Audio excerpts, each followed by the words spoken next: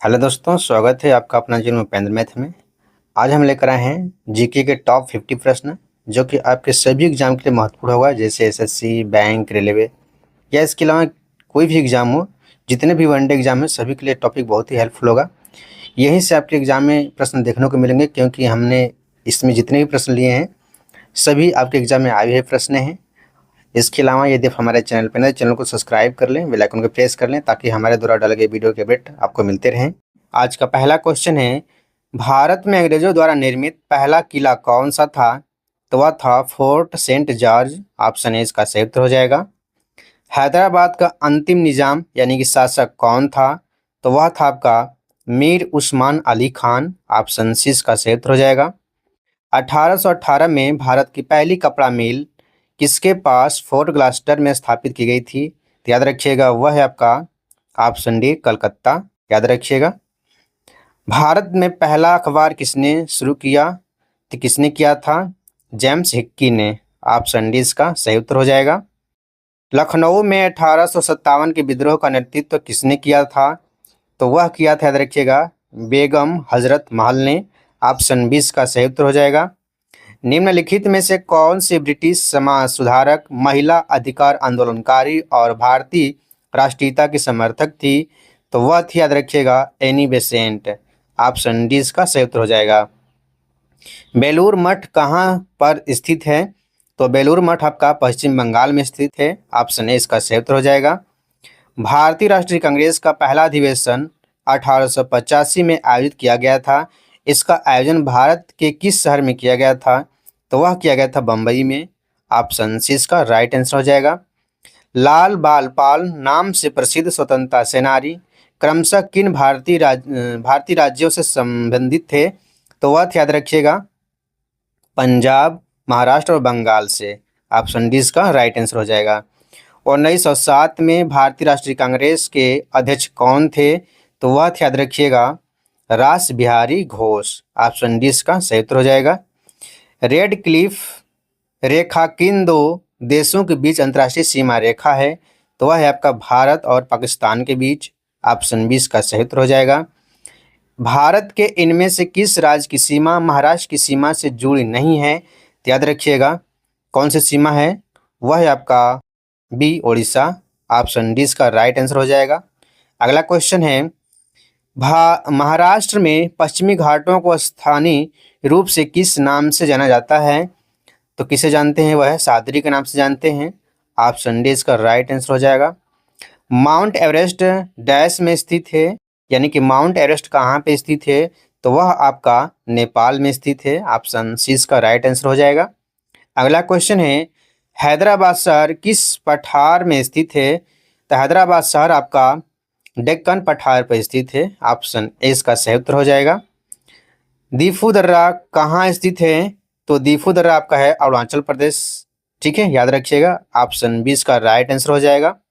अगला क्वेश्चन है, निम्न में से कौन सी नदी अरब सागर में मिलती है? तो वह है आपका नर्मदा नदी। ऑप्शन डी इसका सही उत्तर हो जाएगा। निम्न में से कौन सी नदी भारत की हिमालयी नदियों में से सबसे पश्चिमी नदी है? तो वह है आपका सिंधु नदी। ऑप्शन ए इसका सही उत्तर हो जाएगा। राजस्थान में किस शहर की वजह से काफ़ी हरियाली हुई है? राजस्थान में किस नहर की वजह से काफ़ी हरियाली हुई है? तो याद रखिएगा वह नहर है आपका इंदिरा गांधी नहर। ऑप्शन 20 का सही उत्तर हो जाएगा। अगला क्वेश्चन है, सरदार सरोवर बांध किस नदी पर स्थित है? तो वह स्थित है आपका नर्मदा नदी पे। ऑप्शन डी इसका सही उत्तर हो जाएगा। संविधान सभा के पहले सत्र का आयोजन कब हुआ था? तो वह हुआ था आपका, याद रखिएगा, 1946 में। ऑप्शन 20 का सही उत्तर हो जाएगा। भारतीय संविधान में शामिल विधि के शासन की संकल्पना किस विदेशी शासन से ली गई है? तो वह लिया गया है आपका यूके से। ऑप्शन 20 का सही उत्तर हो जाएगा। भारतीय संविधान के अनुच्छेद 21A में निम्नलिखित में से किस अधिनियम का उल्लेख किया गया है? तो वह है आपका शिक्षा का अधिकार। ऑप्शन ए इसका सही उत्तर हो जाएगा।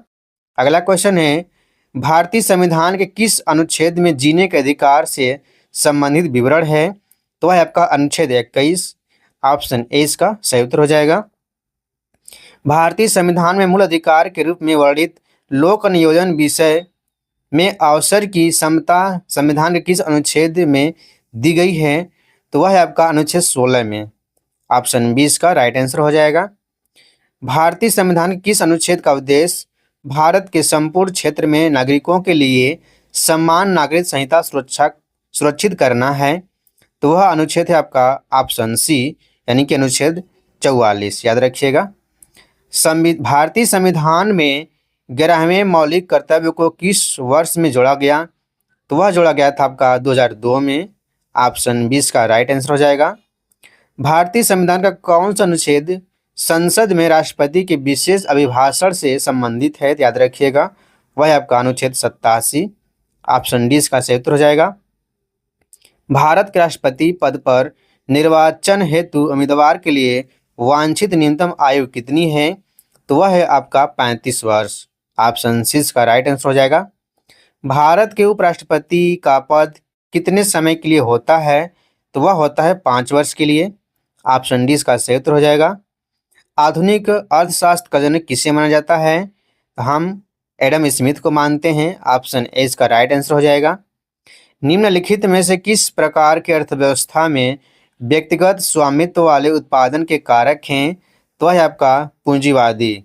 ऑप्शन सी इसका राइट आंसर हो जाएगा। भारत में राष्ट्रीय आय की गणना किसके द्वारा की जाती है? तो वह की जाती है आपका केंद्रीय सांख्यिकी संगठन के द्वारा। ऑप्शन सी इसका सही हो जाएगा। निम्न में से कौन सी पंचवर्षीय योजना महालनोबिस मॉडल पर आधारित है? तो वह आपका दूसरी पंचवर्षीय योजना। ऑप्शन ए इसका राइट आंसर हो जाएगा। विश्व निम्न में से किस भारतीय राज्य का एक बहुप्रसिद्ध त्यौहार है? तो वह है आपका केरल का। ऑप्शन डी इसका सही उत्तर हो जाएगा। निम्नलिखित में से कौन सा फसल उत्सव मुख्यतः दक्षिण भारत में मनाया जाता है? तो वह है आपका ओणम। ऑप्शन ए इसका राइट आंसर हो जाएगा। निम्नलिखित में से कौन सा भारतीय राज्य पाइका नृत्य के लिए प्रसिद्ध है? तो वह है आपका उड़ीसा। ऑप्शन डी इसका राइट आंसर हो जाएगा। अगला क्वेश्चन है, निशागंधी नृत्य उत्सव इनमें से किस राज्य में मनाया जाता है? तो वह है आपका केरल में। ऑप्शन ए इसका सही उत्तर हो जाएगा। अगला क्वेश्चन, वन इंडियन गर्ल पुस्तक के लेखक का नाम क्या है?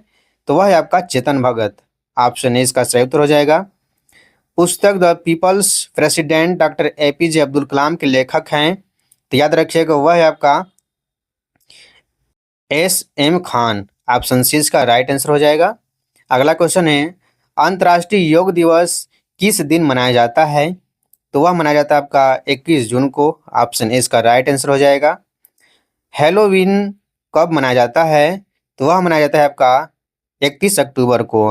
ऑप्शन डी इसका राइट आंसर हो जाएगा। कैलाश सत्यार्थी किसके लेखक हैं? कैलाश सत्यार्थी किसके संस्थापक हैं?